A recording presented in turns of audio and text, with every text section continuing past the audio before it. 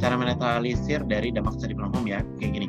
Jadi yang perlu kita tahu kalau misalnya study from home itu memang banyak sekali kalau misalnya kita lihat kayak berita-berita ya gitu, nggak cuma anaknya doang nih yang stres karena banyak tugas gitu, tapi juga orang tuanya juga jadinya yang stres. Wah, kok, harusnya ini tugasnya guru nih gini, tapi kok akhirnya malah diminta orang tuanya nih yang ngajarin, padahal orang tuanya sendiri itu juga, apa namanya, orang tuanya sendiri juga ada pekerjaannya sendiri kan, karena mereka juga melakukan work from home.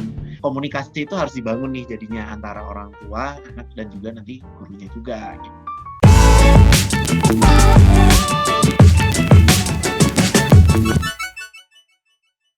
Selamat siang Pak Kris. Pada hari ini kita akan membahas mengenai study from home maksud saya, ya dengan salah seorang pakar psikologi. Ya. Oke, kita mulai aja langsung Pak Kris. Oke, boleh. Kita lazim mendengar istilah study from home. Sebenarnya apa itu study from home sih Pak Kris? Mungkin bisa dijelaskan. Oke, baiklah. Study from home ya, sebenarnya sesuai dengan istilahnya sendiri ya, definisinya aja ya gitu kan, study from home, belajar dari rumah gitu. Jadi sekarang karena adanya pandemik ini akhirnya jadi muncul nih istilah study from home, di mana semua anak-anak sekolahan yang tadinya sekolah dalam gedung sekolah dikumpulkan dalam satu gedung sekolah, ada gurunya di depan kelas. Sekarang akhirnya semuanya jadi belajar masing-masing di rumah gitu. Jadi ya pada dasarnya itu sih study from home itu, belajar dari rumah. Study from home berarti belajar dari rumah. Bagaimana mungkin bisa sekolah, belajar tapi kita nggak ke sekolah? Karena di masyarakat kita ya umumnya itu budaya kita mengenal yang namanya kalau sekolah pergi ke satu tempat dan belajar, yang namanya sekolah. Tapi bagaimana mungkin kita bisa sekolah tanpa sekolah? Study at home without going to school. Oke, baiklah gitu. Nah, jadi gini, sebenarnya kita perlu tahu dulu kayak belajar itu tuh sebenarnya tidak terbatas ruang dan waktu sih sebenarnya namanya belajar gitu. Kita bisa juga belajar dari yang namanya, kan ada istilahnya belajar dari pengalaman gitu, atau belajar di luar kelas gitu. Nah, sebenarnya kalaupun dalam kurikulum pendidikan itu sebenarnya mungkin bisa bilang kayak gini ya, orang yang mengalami homeschooling misalnya, homeschooling itu kan juga sebenarnya adalah bentuk belajar, tapi belajarnya tidak di dalam gedung sekolah gitu. Mereka belajarnya di rumah, ya namanya homeschooling jadinya. Nah gitu, jadi kalau mungkin atau tidak, ya belajar itu sebenarnya bisa dilakukan di mana saja gitu.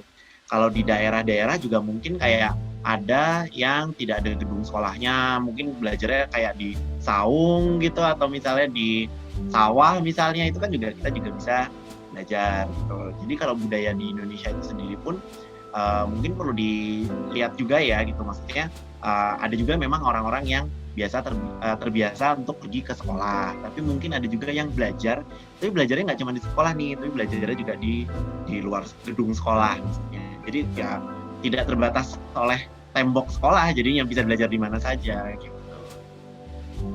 Oke, Pak Kris. Study from home ini tentu memiliki dampak positif dan negatif. Mungkin Pak Kris bisa jelasin apa aja dampak positif negatifnya. Oke, positif sama negatifnya ya gitu. Ya karena sekarang dunia baru mengalami study from home, sebenarnya belum ada riset yang mendalam sih tentang apa sih positif sama negatifnya.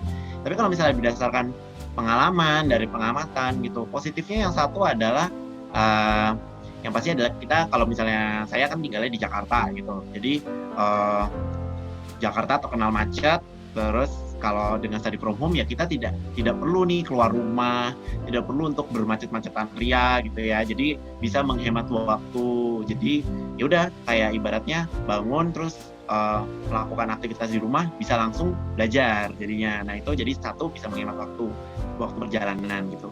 Yang kedua mungkin kedekatan dengan orang-orang di rumah ya gitu, karena sekolah itu sendiri kan misalnya kayak tingkat SD gitu, biasanya dari jam 7 sampai jam 12. Terus habis itu pulang sekolah biasanya ada les, atau misalnya orang tua juga belum di rumah. Nah sekarang kan jadi ada kedekatan nih antara anak dengan orang tua, dengan saudara-saudaranya gitu. Jadi mungkin bisa dibilang ada positifnya juga ya gitu. Jadi bisa menghemat waktu, bisa juga dekat dengan orang tua, Orang dengan tua. keluarga gitu. Betul. Tapi kalau negatifnya itu mungkin bisa dibilang ini ya, kayak mungkin karena anak-anak jadinya tidak berinteraksi dengan teman-teman sebayanya jadinya. Kalau di sekolah kan misalnya anak SD kelas 3 gitu. Ya udah anak SD kelas 3 kumpul sama anak SD kelas 3, berinteraksi dengan sesama anak kelas 3, ngobrolin dengan topik-topik yang sesuai dengan anak SD gitu. Nah, jadi itu mungkin kekurangannya itu ya. Jadi mereka anak-anak kurang interaksi dengan teman-teman sebayanya.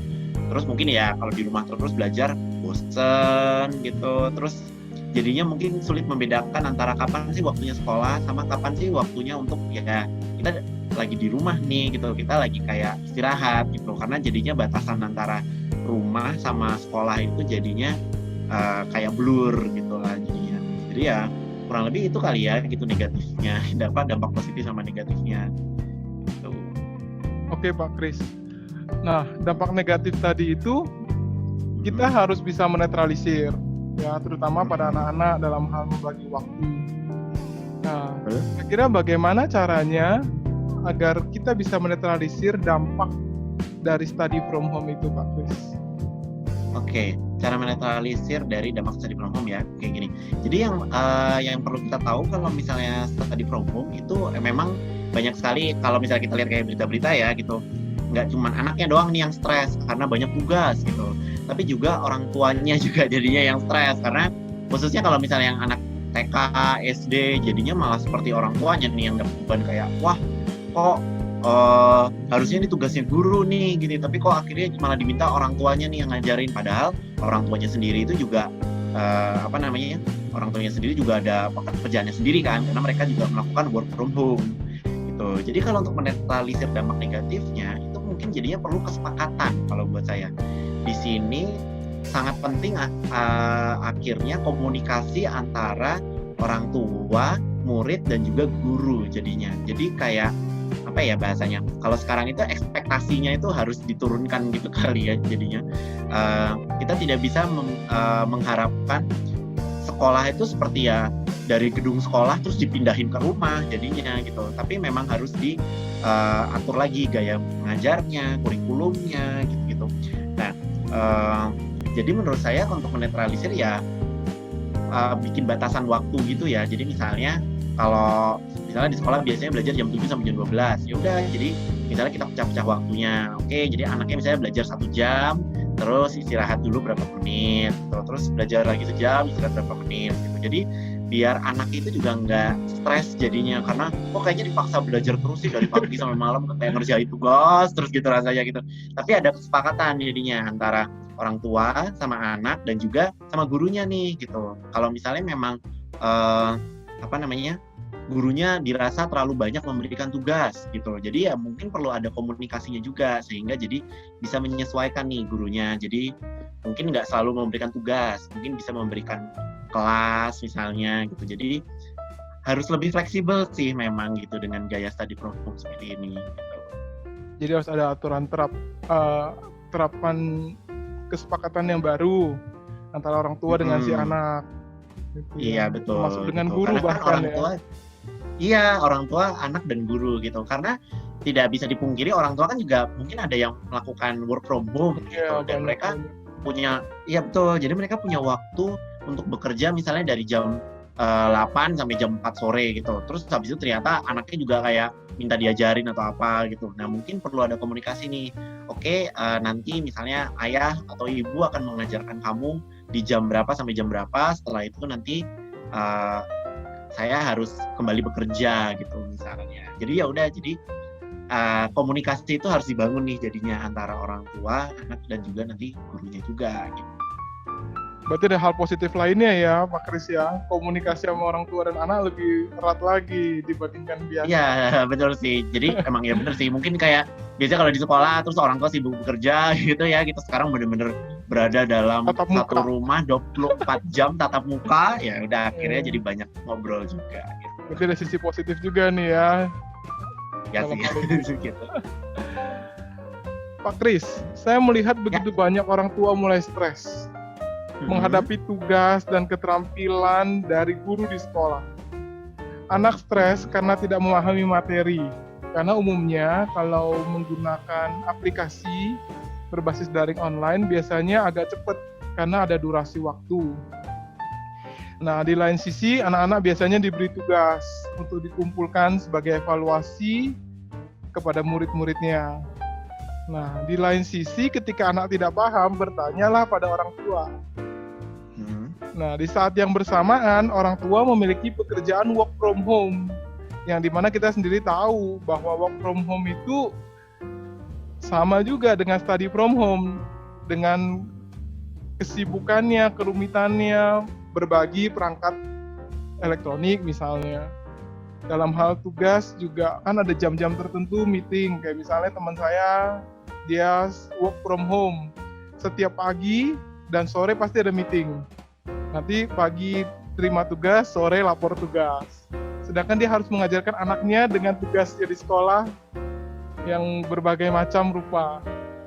Nah, dengan kondisi seperti ini tidak sedikit orang tua yang mulai menyalahkan.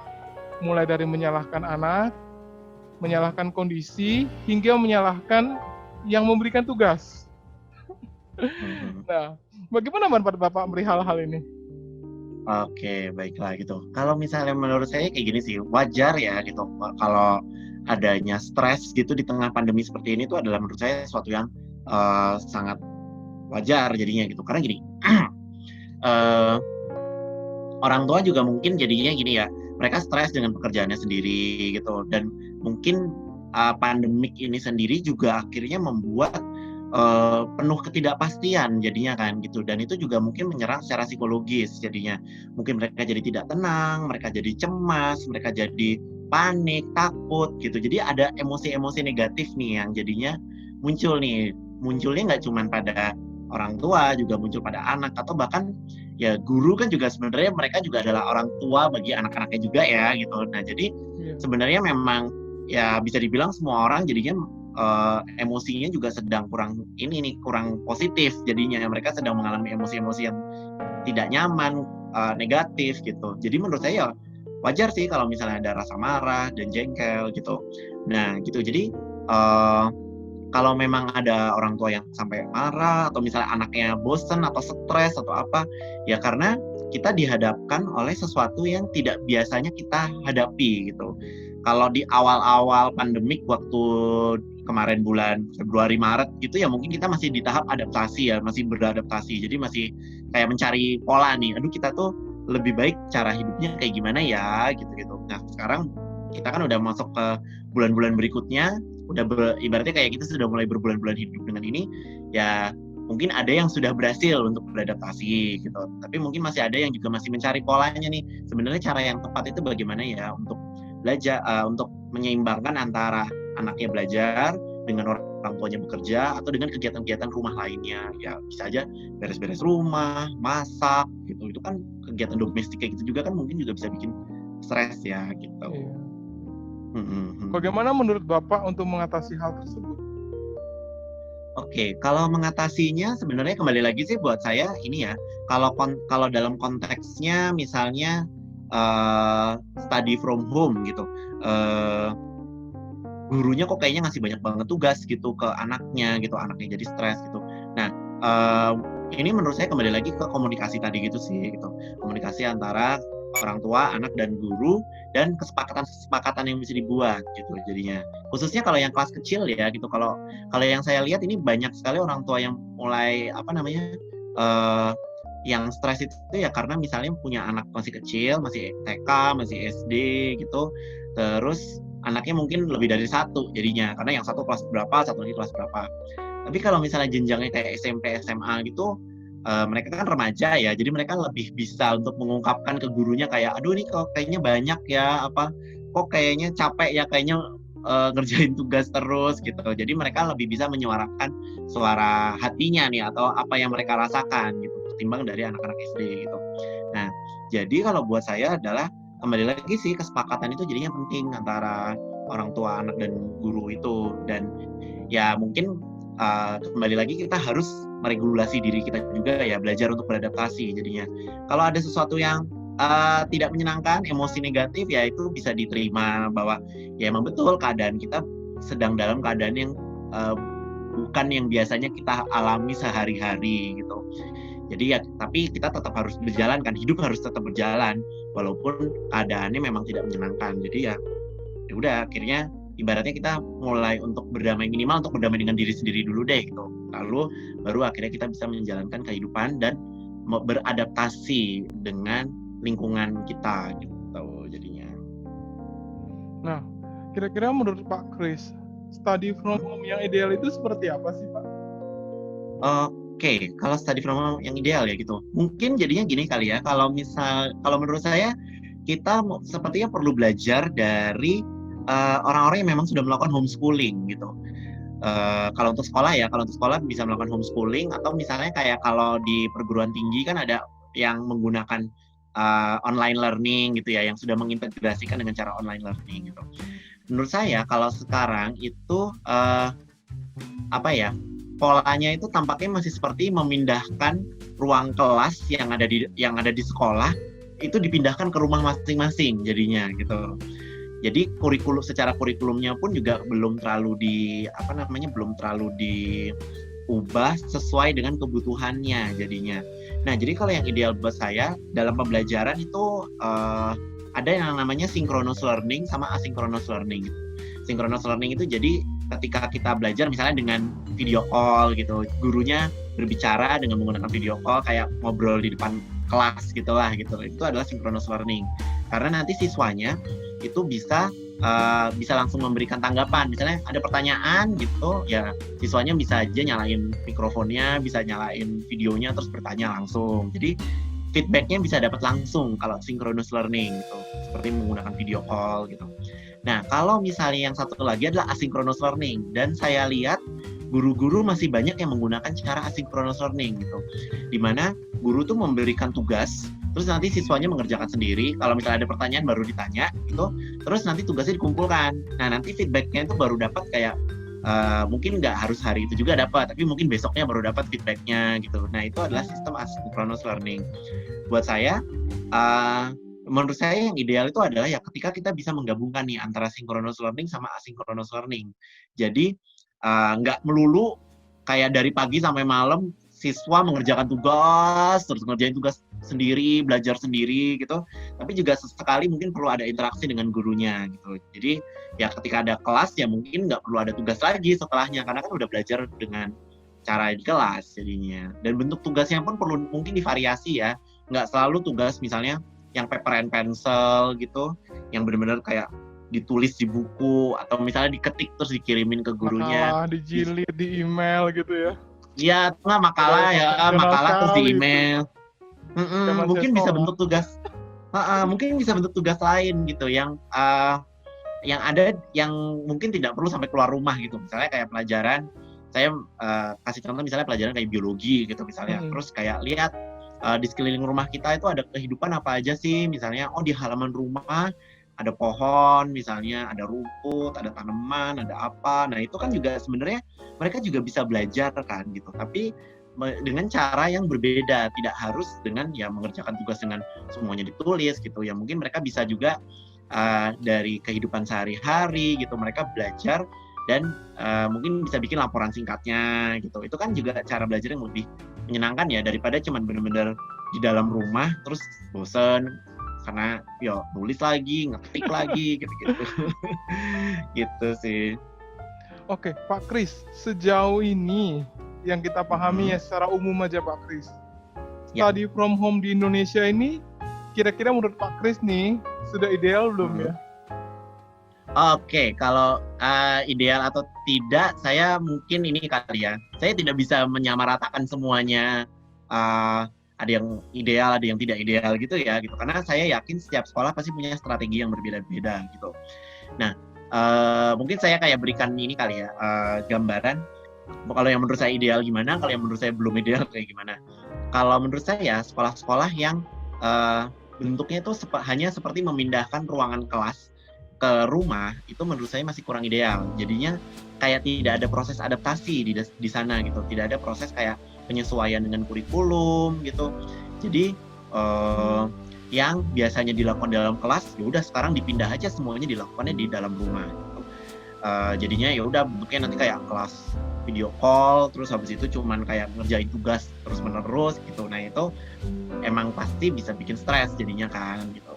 Nah tapi kalau buat saya yang cukup ideal itu adalah yang tadi saya bilang, dia bisa menggabungkan antara bagaimana nanti misalnya di pertemuan online yang tatap muka seperti sekarang, tapi bisa juga dengan tugas-tugas yang bentuknya divariasikan. Misalnya nanti ada tugas kelompok yang mereka harus mengobservasi sekelilingnya misalnya, atau saya pernah lihat kalau di TK itu ada TK yang misalnya ngajarin bagaimana caranya berhitung gitu, terus meminta dengan cara misalnya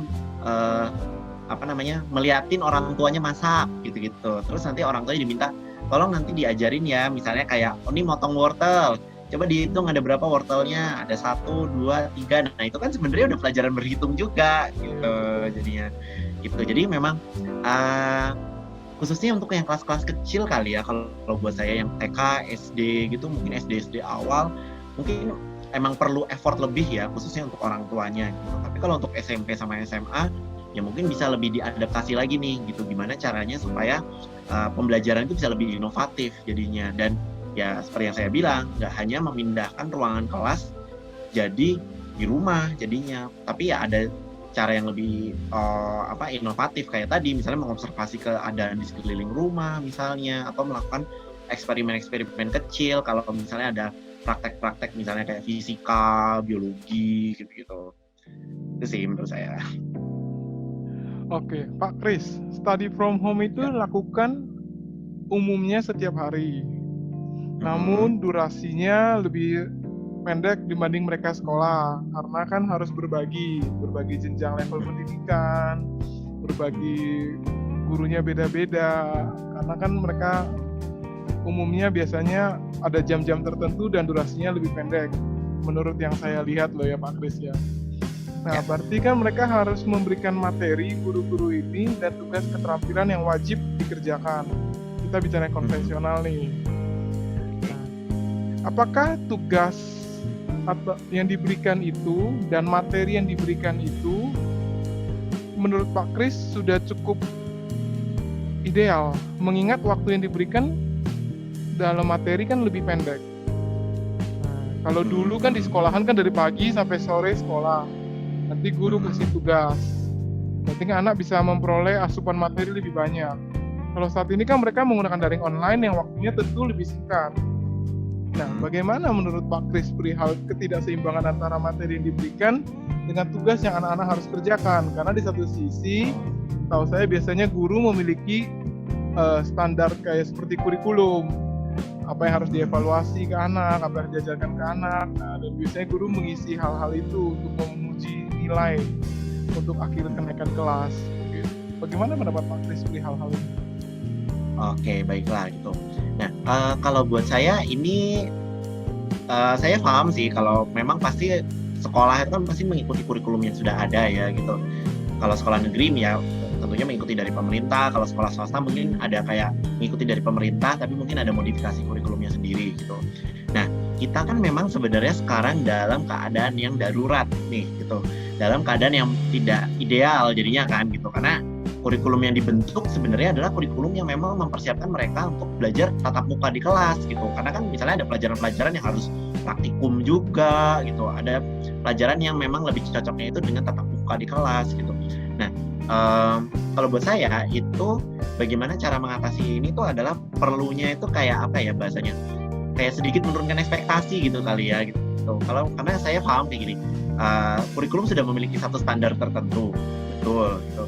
Tapi masalahnya sekarang aja itu kita dalam keadaan yang sedang tidak ideal nih. Jadi untuk kita mendeliver materi-materi yang ada di dalam kurikulumnya pun juga jadinya mungkin tidak semaksimal kalau kita lakukan dengan tatap muka di kelas.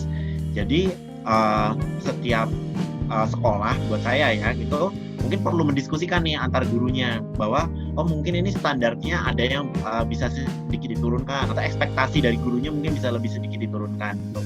Memang jadinya mungkin jadinya tidak seideal kelas yang biasanya tiap tahun guru sudah ajarkan. Tapi ya bagaimana juga, karena kan sekarang keadaan kita belajar juga sedang tidak ideal gitu. Daripada nanti muridnya stres karena ekspektasinya terlalu tinggi, gurunya juga ikutan stres karena kok ini anaknya nggak ngerti-ngerti, nggak bisa-bisa sih gitu-gitu. Ya memang jadinya mungkin perlu jadinya penurunan ekspektasi dari banyak pihak nih jadinya. Dan Maaf Pak Kris ya kembali lagi menambahkan, sebenarnya.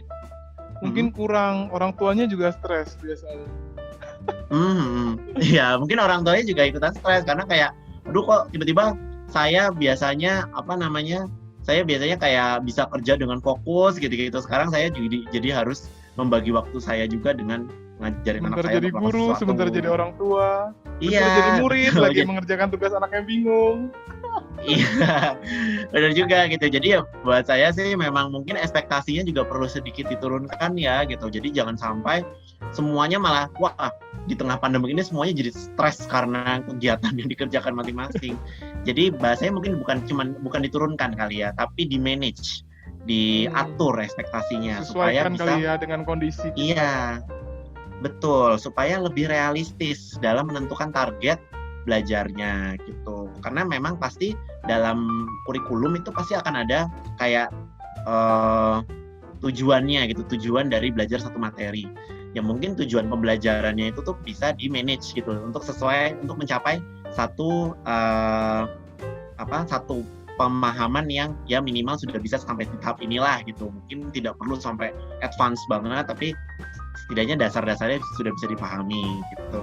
Jadi intinya guru mencapai target kurikulum, anak paham, dan orang tua senang gitu ya. Ya betul, orang tua Jangan juga nggak merasa stres anaknya nih, pintar. karena dapat banyak tuntutan. Gimana Pak Kris? Sorry. Iya, maksudnya jadi orang tua juga nggak stres karena maksudnya jadi karena bisa mengatur ekspektasinya jadinya nggak banyak tuntutan gitu kalau buat saya sih gitu. Iya, jadi gurunya sesuai kurikulum, anaknya paham, orang tuanya senang, anaknya paham. Oke, Iya, mungkin betul. itu kali idealnya Pak Kris ya. Pak Kris, belakangan ini saya lihat di media sosial, banyak orang tua curhat. Ya, mulai dari menyalahkan anaknya, menyalahkan kondisi, dan juga menyalahkan bahkan pemberi tugas, dalam hal ini guru di sekolah. Nah, kita tapi juga memahami kondisi jika seorang ibu memiliki satu orang anak dan dibandingkan dengan ibu yang memiliki 3 orang anak, apalagi anak-anaknya masih pendidikan level dasar. Nah, hal ini tentu berbeda tingkat kerumitannya. Nah, bagaimana seharusnya orang tua menghadapi hal ini menurut Pak Kris? Oke, baiklah. Nah, kalau yang ini kembali lagi sih buat saya kembali yang tadi saya bilang di awal ya gitu, harus ada kesepakatan nih antara orang tua dan juga anaknya jadinya gitu. Misalnya kayak kalau misalnya anaknya ada 3 tadi dibilangnya ya gitu, ya mungkin nanti kayak membagi waktu jadinya. Oke, saya sekarang saya kerja dulu dari jam segini sampai jam segini. Nah, sekarang yang si A akan anak yang A misalnya saya akan saya akan bantu di jam segini sampai jam segini, yang B jam segini sampai jam segini, yang C juga gitu. Atau mungkin kalau misalnya sudah punya kakak yang lebih besar gitu ya, saya nggak tahu misalnya kayak kakaknya udah SMP misalnya punya adik 2 SD gitu, ya mungkin bisa minta tolong ke kakaknya juga nih gitu, dan minta kakaknya untuk membantu anaknya. Dan ini menurut saya jadi perlu banyak sekali kerjasama antara ayah dan ibu gitu.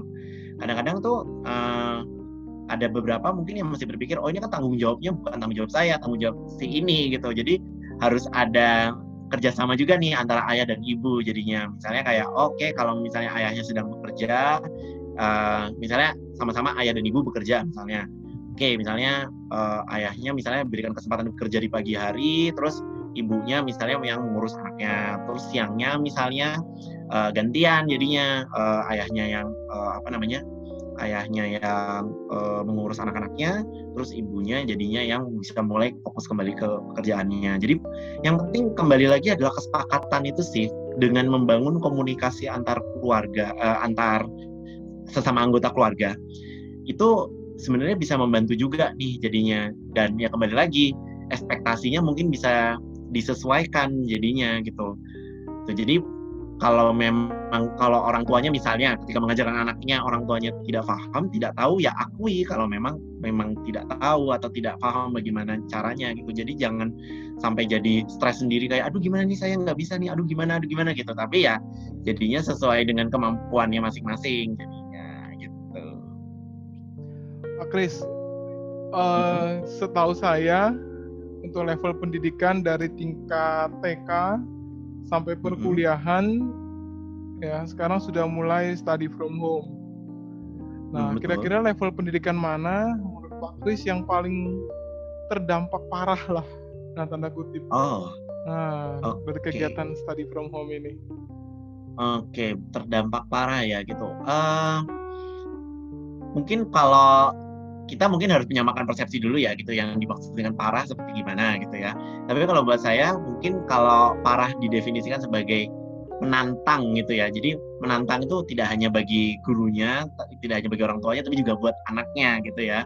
Kalau buat saya sih yang sangat menantang untuk diajar itu adalah tingkat yang TK dan SD ya menurut saya jadinya. Mungkin bahkan dari PAUD gitu, dari pendidikan anak usia dini kayak playgroup gitu, TK sama SD jadinya, khususnya SD kecil kali ya gitu, mungkin kelas 1 sampai kelas 4 gitu. Kenapa? Karena biasanya kalau misalnya di SD itu mereka masih butuh banyak sekali pendampingan jadinya gitu. Banyak pendampingan dari, kalau di sekolah banyak pendampingan dari gurunya, kalau misalnya di rumah ya jadinya banyak didampingi oleh orang tuanya gitu.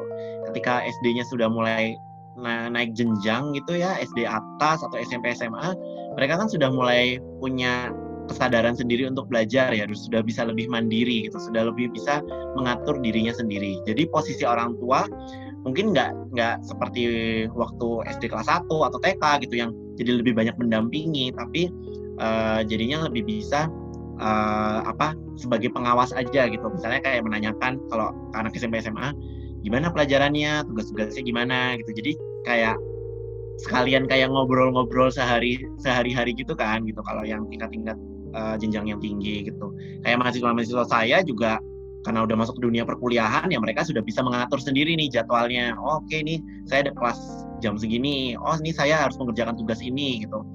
Mungkin kalau yang jenjang-jenjang masih sekolah dasar, TK gitu ya mereka mungkin lebih butuh pengawasan lebih ya jadinya, dan pendampingannya mungkin lebih intens gitu. Jadi menurut saya makanya kalau yang paling menantang buat saya ya yang jenjangnya sekolah dasar, yang taman kanak-kanak dan sekolah dasar sih gitu. Oke, Pak Kris, terakhir nih, bagaimana tipsnya supaya study from home bisa berjalan efektif? Oke, baiklah. Kalau belajar cara yang efektif adalah menurut saya jadinya yang pasti perlu adanya adaptasi dan inovasi jadinya. Jadi dari gurunya itu mungkin bentuk tugasnya itu tidak harus bentuknya sama terus gitu ya gitu. Kadang-kadang mungkin kayak ngerjain lembar kerja misalnya, masa setiap minggu diminta untuk ngerjain lembar kerja terus gitu, jadinya kan bosan ya lama-lama. Mungkin perlu dicampur dengan bentuk-bentuk tugas lain, misalnya meminta siswa untuk presentasi misalnya, atau melakukan kegiatan-kegiatan eksperimen sederhana dengan alat-alat yang ada di rumahnya gitu. Nah, itu dari sisi gurunya gitu. Kalau dari sisi muridnya agar efektif ya, ini menurut saya adalah tantangan untuk mengajarkan kemandirian juga nih buat anak gitu. Karena ya sekarang kalau mereka mau maju ya mereka juga harus banyak proaktif, jadinya harus banyak inisiatif untuk belajar sendiri misalnya, atau mencari tahu informasi sendiri gitu. Kalau malas-malesan ya gimana bisa belajar efektif jadinya.